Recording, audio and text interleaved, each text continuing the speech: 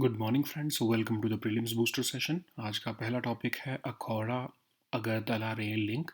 ये टॉपिक आपके international relations के लिए इंपॉर्टेंट है। पीएम मोदी और बांग्लादेश के प्राइम मिनिस्टर जो हैं उन्होंने एक रेल लिंक को इनाग्रेट किया है वर्चुअली, जो कि नॉर्थ ईस्ट इंडिया को बांग्लादेश से कनेक्ट करेगा। तो ये अखौरा अगरतला लाइन जो है एक रेलवे लाइन है इंडिया और बांग्लादेश के बीच में। इसके लिए 2016 में एक एमओयू साइन किया गया था। आई एम सॉरी, 2013 में एमओयू साइन किया गया था। प्रोजेक्ट को लॉन्च किया गया था 2016 में। और ये बांग्लादेश के अखौरा रीजन को एक इंटरनेशनल इमिग्रेशन स्टेशन है जो कि निश्चिंतपुर, वहाँ से जो है वो कनेक्ट करता है हमारे त्रिपुरा की कैपिटल अगरतला को। इसकी जो लेंथ है वो रेल लिंक की 12.24 किलोमीटर है। और ये रेलवे लिंक जो है 16 ट्रांजिट राउट्स का जो है एक पार्ट है, जो कि एक हमारे कार्गो को ट्रांसपोर्टेशन करने में हमें हेल्प करेगा चट्टग्राम या फिर मोंगला पोर्ट इन बांग्लादेश से लेकर हमारे इंडियन स्टेट्स में। अगर इसको फंडिंग देखें, wholly funded by government of India है। Ministry of for development of north east region ने जो है इंडियन साइड का काम किया है, और हमारी ही मिनिस्ट्री ऑफ एक्सटर्नल अफेयर्स जो है उन्होंने बांग्लादेश के एक्सपेंसेस का भी जो है वो ख्याल रखा है। मतलब मिनिस्ट्री ऑफ एक्सटर्नल अफेयर्स ने ही एक्सपेंसेस दिए हैं। तो ये सारा प्रोजेक्ट गवर्नमेंट ऑफ इंडिया ने ही फाइनेंस किया है। तो अगर हम इसकी सिग्निफिकेंस देखें तो त्रिपुरा जो है वो 856 किलोमीटर का इंटरनेशनल बॉर्डर शेयर करता है बांग्लादेश के साथ। लेकिन स्टेट की ओनली रोड कनेक्टिविटी हमारे कंट्री के साथ जो है वो असम के थ्रू है, और या फिर एक narrow strip of land West Bengal के सिलीगुड़ी के साथ है।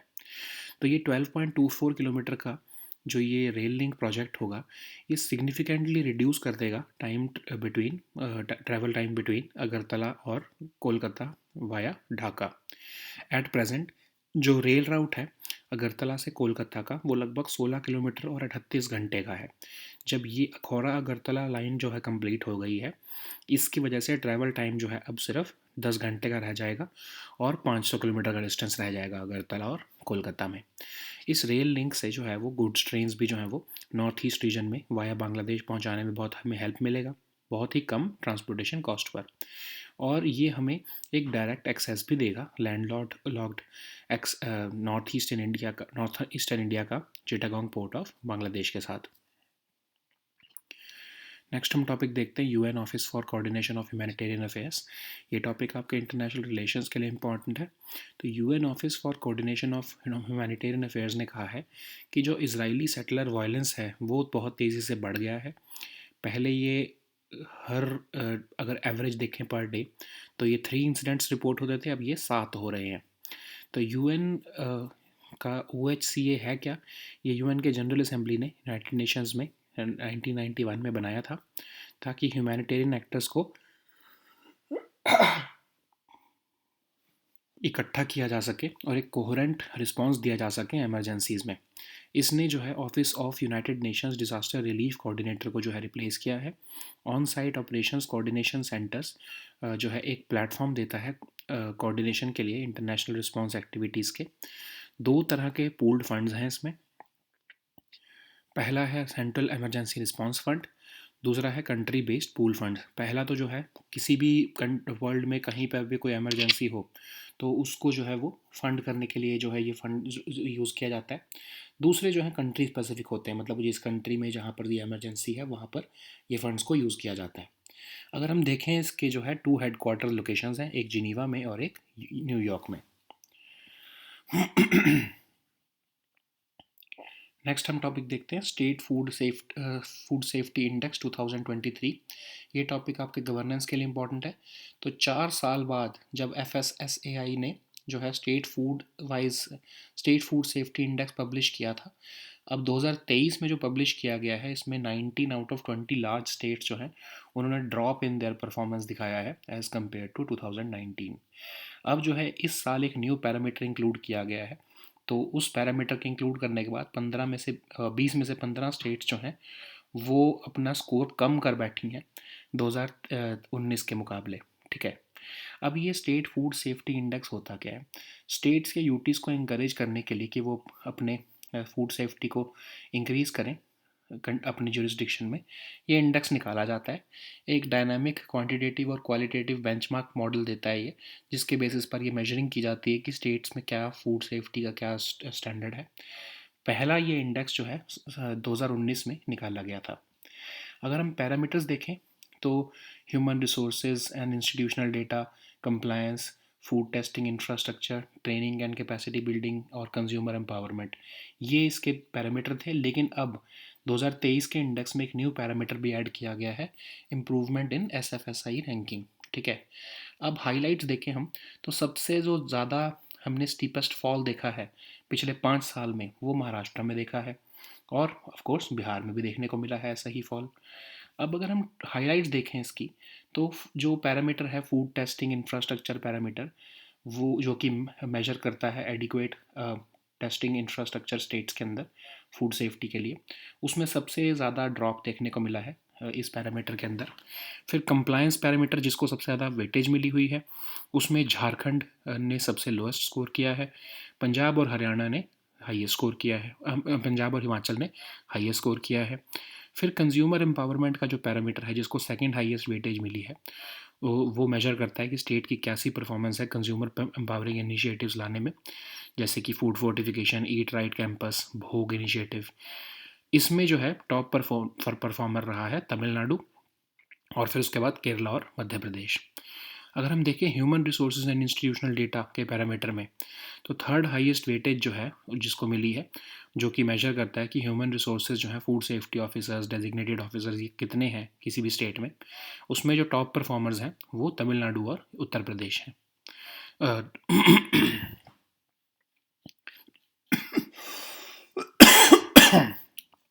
आई एम सॉरी, जो टॉप परफॉर्मर्स थे 2019 में तमिलनाडु और उत्तर प्रदेश, उनको इस बार बहुत ही कम स्कोर मिला है 10.5 और 9.5, जो कि पहले 17 और 20 होता था। ठीक है, तो ट्रेनिंग और कैपेसिटी बिल्डिंग पैरामीटर जो है, जो अकेला ऐसा पैरामीटर है जिसमें कि सिग्निफिकेंट इम्प्रूवमेंट जो है वो नोटिस की गई है, और ये इसको लीस्ट वेटेज रखी गई ही 2023 के आंकड़ों के हिसाब से 8%। ठीक है, और SFSI पैरामीटर्स में जो है 14 आउट ऑफ 20 लार्ज स्टेट्स जो है उनको 0 पॉइंट्स मिले हैं। ठीक है, जो कि सबसे लेटेस्ट पैरामीटर है। नेक्स्ट हम टॉपिक देखते हैं फ्यूचर लीडर्स स्कॉलरशिप प्रोग्राम। ये टॉपिक आपके इंटरनेशनल रिलेशंस के लिए ही इंपॉर्टेंट है। तो रिसेंटली इंपीरियल कॉलेज लंदन ने अनाउंस किया है कि वो बिगेस्ट एवर स्कॉलरशिप प्रोग्राम चला रहे हैं इंडियन स्टूडेंट्स के लिए। ये स्कॉलरशिप प्रोग्राम जो है 30 of countries most talented master scholars को जो है सपोर्ट करेगा, फुल ट्यूशन फ़ी और फुल लिविंग एक्सपेंसेस के साथ। ये मास्टर प्रोग्राम्स जो हैं इंजीनियरिंग, नेचुरल साइंसेज, बिजनेसेस और मेडिकल रिसर्च के फील्ड में होंगे। हाफ ऑफ दी स्कॉलरशिप्स जो है वो फीमेल स्कॉलर्स के लिए रिजर्व रखी गई हैं। ये एक पाथवे बिल्ड करके देगा मोस्ट टैलेंटेड स्टूडेंट्स के लिए इंडिया में, और यूके गवर्नमेंट की शीवनिंग स्कॉलरशिप का जो है प्रोग्राम का ही ये पार्ट माना जाएगा। नेक्स्ट हम टॉपिक देखते हैं one nation one registration platform. ये टॉपिक आपके गवर्नेंस के लिए इंपॉर्टेंट है। तो नेशनल मेडिकल कमीशन ने one nation one registration platform जो है डॉक्टर्स के लिए अक्रॉस द कंट्री शुरू कर दिया है। तो अब ये एक पायलट प्रोजेक्ट है नेशनल मेडिकल रजिस्टर का। ठीक है, जिसमें कि नेक्स्ट 6 मंथ्स में डॉक्टर्स को एक यूनिक आइडेंटिफिकेशन नंबर अलॉट किया जाएगा। उस नंबर का इस्तेमाल करते हुए वो कहीं भी किसी भी स्टेट में, कंट्री में लाइसेंस के लिए अप्लाई कर सकते हैं। एक मास्क्ड आईडी मिलेगा उन्हें, खासकर अंडर ग्रेजुएट स्टूडेंट्स को, NMR के अंडर, नेशनल मेडिकल रजिस्टर के अंडर। और ये आईडी जो है कोई भी अपनी क्वालिफिकेशंस अपडेट करने में भी उन्हें हेल्प करेगा।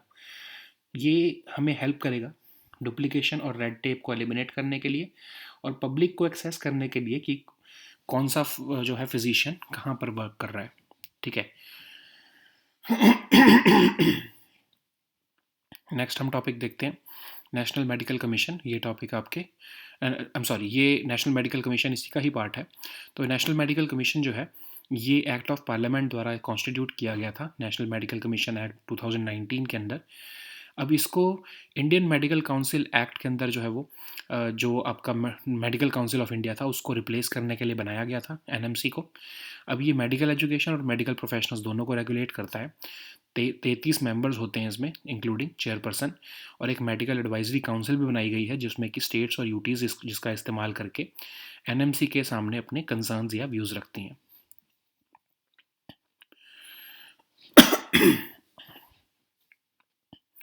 नेक्स्ट हम टॉपिक देखते हैं इन्फ्यूज़ मिशन। ये टॉपिक आपके साइंस एंड टेक के लिए ही इंपॉर्टेंट है। नासा ने रिसेंटली एक साउंडिंग रॉकेट जो है वो लॉन्च किया है as part of its INFUSE mission. तो इन्फ्यूज़ मिशन क्या है? Integral field ultraviolet spectroscope experiment, जो कि सिग्नस लूप, जो कि एक सुपर नोवा रेमनेंट है, उसको स्टडी करने के लिए मिशन लॉन्च किया गया था। अब ये मिशन जो है इंफॉर्मेशन कलेक्ट करेगा 150 माइल्स से अर्थ से दूर, और ये जो लाइट आ रही है सिग्नस लूप से फार अल्ट्रा वायलेट वेवलेंथ्स में, उसको जो है वो गैदर करेगा, ऑब्जर्व करेगा कि कैसे सुपरनोवा अपनी एनर्जी जो है मिल्की वे में डंप करते हैं। सिग्नस लूप को ये स्टडी करेगा और उसी से ही हमको लाइफ साइकिल ऑफ स्टार्स को भी अंडरस्टैंड करने में हेल्प होगा। सिग्नस लूप एक रेमनेंट ऑफ अ स्टार है जो कि 20 गुना बड़ा था सन से। लगभग 20,000 साल पहले ये स्टार कोलैप्स हो गया अपनी ही ग्रेविटी में, और ये एक सुपरनोवा बन गया। और 2600 लाइट ईयर्स अवे दूर होने के बावजूद भी एस्ट्रोनॉमर्स ऐसा कहते हैं कि इसकी जो फ्लैश ऑफ लाइट है वो अर्थ पे इवन दिन में भी दिखती होती थी। ठीक है, नेक्स्ट हम टॉपिक देखते हैं प्रोपेन। ये टॉपिक आपके साइंस एंड टेक के लिए इंपॉर्टेंट है। तो रिसेंटली स्टेट रन गेल इंडिया ने 15 ईयर का एग्रीमेंट साइन किया है भारत पेट्रोलियम कॉरपोरेशन के साथ टू सप्लाई प्रोपेन। प्रोपेन एक colourless easily liquefied gaseous hydrocarbon है जिसमें कि ओनली सिंगल कोवेलेंट बॉन्ड्स होते हैं कार्बन और हाइड्रोजन एटम्स के। अब ये third member of paraffin series है, मतलब मिथेन, इथेन और आपने सुना ही होगा प्रोपेन। केमिकल फार्मूला इसका C3H8 होता है। ये एक बाई प्रोडक्ट होता है नेचुरल गैस प्रोसेसिंग का और पेट्रोलियम रिफाइनिंग का, और इसको fractional distillation of crude oil के थ्रू भी प्रोड्यूस किया जाता है। कमर्शियली अवेलेबल होता है ये लिक्विफाइड प्रोपेन के फॉर्म में। इसकी हाई ऑक्टेन रेटिंग होती है और इसको जनरली होम या वाटर हीटिंग, कुकिंग, रेफ्रिजरेटिंग इन सब में इस्तेमाल किया जाता है। और कई बार ये एक रॉ मटेरियल की तरह भी यूज़ किया जाता है इसको प्लास्टिक्स बनाने में और अदर कंपाउंड्स बनाने में। नेक्स्ट हम टॉपिक देखते हैं वाइट हाइड्रोजन। ये टॉपिक आपके इन्वायरमेंट के लिए ही इंपॉर्टेंट है, साइंस एंड टेक के लिए भी इंपॉर्टेंट है। तो रिसेंटली जो है साइंटिस्ट फॉसिल फ्यूल्स जो है वो ग्राउंड के नीचे ढूंढ रहे थे नॉर्थ ईस्टर्न फ्रांस में, लेकिन उन्हें large reservoir of white hydrogen मिल गया। तो वाइट हाइड्रोजन को हम नेचुरल गोल्ड या फिर जियोलॉजिक हाइड्रोजन भी कहते हैं। तो ये नेचुरली प्रोड्यूस होता है अर्थ के क्रस्ट में, potential source of clean energy है, और कोई CO2 एमिशंस नहीं होते इससे। हमारे इंफ्रास्ट्रक्चर और टेक्नोलॉजीज़ को भी ये कंपैटिबल है और चीपर और मोर एफिशिएंट है देन बाकी फॉर्म्स ऑफ हाइड्रोजन बनाने में।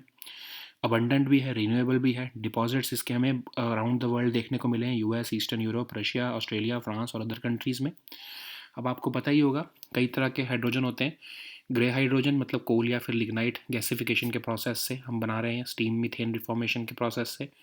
ठीक है, ब्लू हाइड्रोजन होता है मतलब नेचुरल गैस या कोल गैसिफिकेशन का यूज़ तो कर रहे हैं, लेकिन जो उससे कार्बन एमिट हो रहा है उसको हम कार्बन कैप्चर कर रहे हैं और कार्बन जो है वो स्टोरेज कर रहे हैं।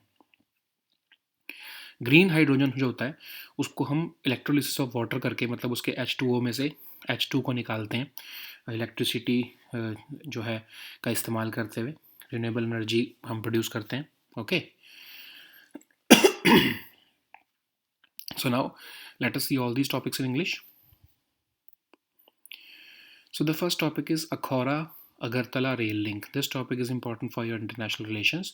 PM Modi and Bangladesh Prime Minister Sheikh Hasina has virtually inaugurated a rail link connecting northeast India with Bangladesh.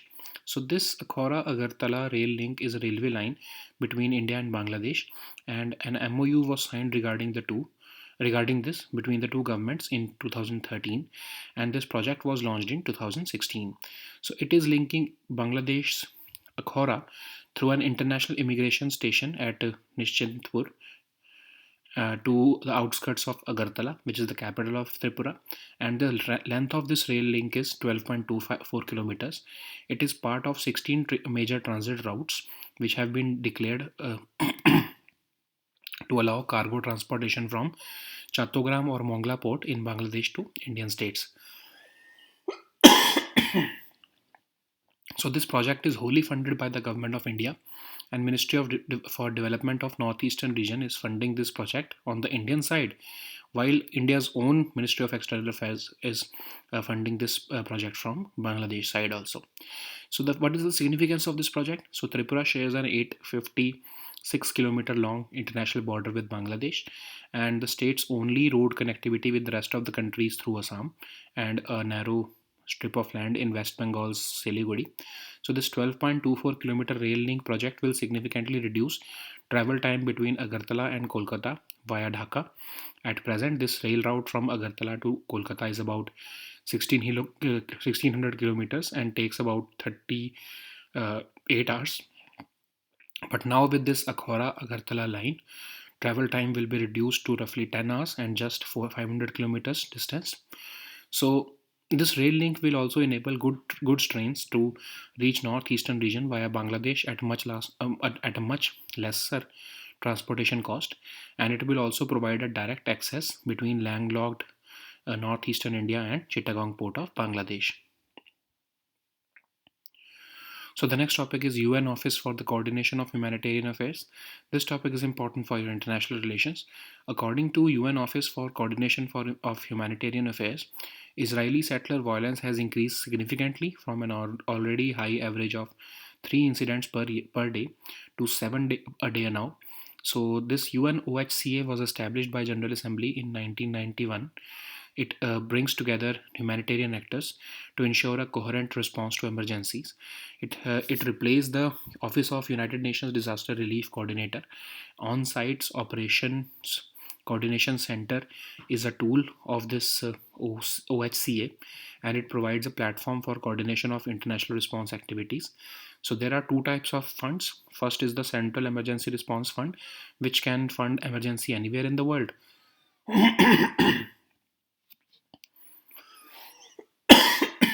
So then there is country-based pooled funds, which are country-specific.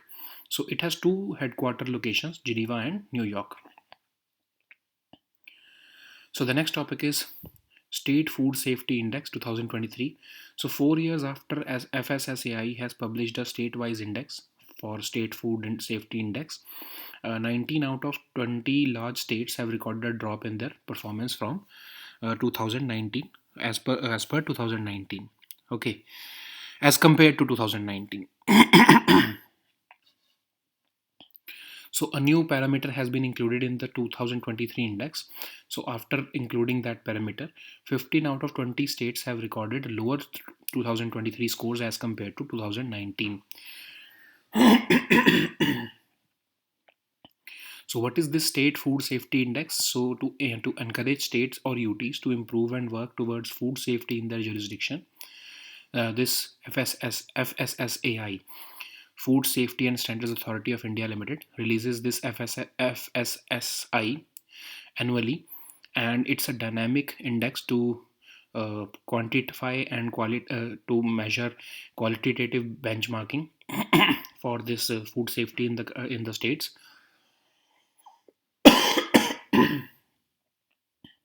So the first SFSI was released in 2019, and the parameters of FSI is human resources and institutional data, compliance, food testing infrastructure, training and capacity building, consumer empowerment. So in 2023, a new parameter called improvement in SFSI rank has also been added. And if we look at the 2023 status, then the steepest fall in scores have been observed in the last 5 years in Maharashtra, followed by Bihar. So if we compare it with parameter wise score, then in the food testing infrastructure parameter, which measures availability of adequate testing infrastructure, the worst drop has been observed in this parameter by the states. In the compliance parameter, which has been given the highest weightage, Jharkhand has received the lowest score, and Punjab and Himachal have received the highest score. In the consumer empowerment parameter, which has received the second highest weightage, which measures a state's performance in various consumer empowering initiatives like food fortification, Eat Right Campus, Bhog. The top performer is Tamil Nadu, followed by Kerala and Madhya Pradesh.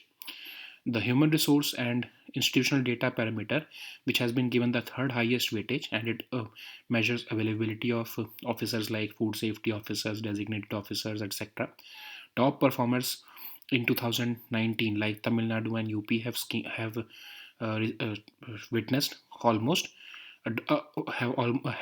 have witnessed a drastic fall in score in 2023.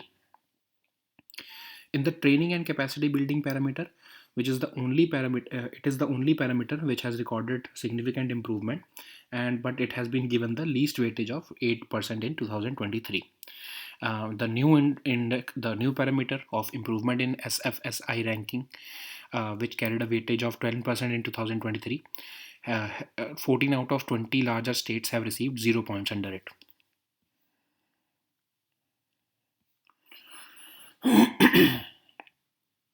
So the next topic is Future Leaders Scholarship Program. This topic is important for your international relations. Recently, Imperial College London has announced its biggest ever scholarship scheme for Indian students, which will support 30 of country's most talented master's scholars over the next 3 years. It will cover the full cost of tuition and living expenses. So it will be for students studying master's program in engineering, natural sciences, business, and medical research. This program, and under this program, half of the scholarships are reserved for female scholars, and it will build a pathway for most talented students in India to deepen their studies. And alongside the new scholarship program, university has also signed a partnership with a Chevening Scholarships program of the UK government. So the next topic is One Nation, One Registration Platform. This topic is important for your governance section. So National Medical Commission is set to launch its One Nation, One Registration Platform for doctors across India.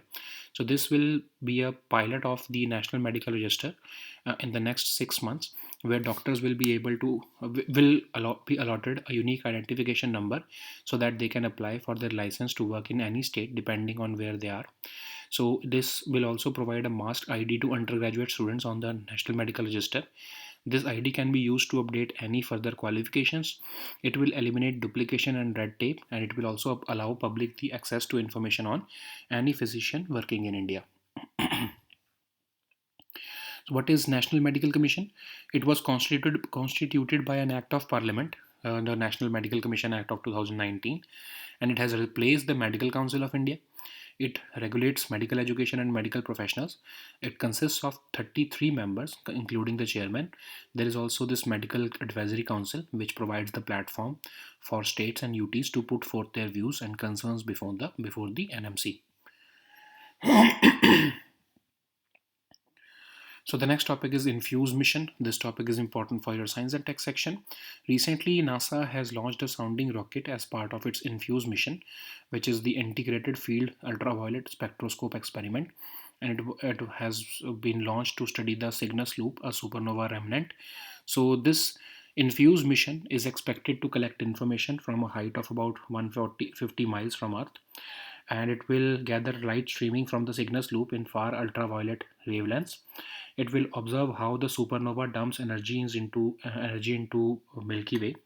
It will also study the Cygnus loop and try to understand the life cycle of stars. So, what is this Cygnus loop? So, it is the remnant of a star which was once 20 times the size of our sun. Since some 20,000 years ago, the star collapsed under its own gravity and erupted into a supernova. So, even from 2600 light years away, astronomers say that flash of light would have been bright enough to be seen from Earth during the day when it was alive. So the next topic is propane. This topic is important for your science and tech section. So state-run GAIL India has inked a 15-year agreement with Bharat Petroleum Corporation Limited to supply propane for them. So propane is a colorless, easily liquefied gaseous hydrocarbon which consists of only single covalent bonds between carbon and hydrogen atoms. It is the third member of the paraffin series, following methane and ethane. So it's a byproduct of natural gas processing and petroleum refining. It is also produced during the fractional distillation of crude oil. So it is commercially available as liquefied propane. It also has a high octane rating. It is used in home and water heating, cooking, refrigerating food, and also by the chemical industry as a raw material for making plastics and other compounds. So the next topic is white hydrogen. This topic is important for your environment or your science and tech section. So recently, scientists who were looking for fossil fuels beneath the ground in northeastern France have found a large reservoir of white hydrogen. White hydrogen is also referred to as natural gold or geologic hydrogen. It is naturally produced in Earth's crust and it is considered a potential source of clean energy. It causes no CO2 emissions. It is compatible with our existing infrastructure and technologies also for hydrogen production and utilization. It is cheaper and more efficient than steam reforming or electrolysis. It is abundant and renewable also. Its deposits have been found across the world, including in US, Eastern Europe, Russia, Australia, France, and other countries. So there are other types of hydrogen also, like gray hydrogen, which is produced through coal or lignite gasification, called and this process is called the steam methane reformation of natural gas or methane.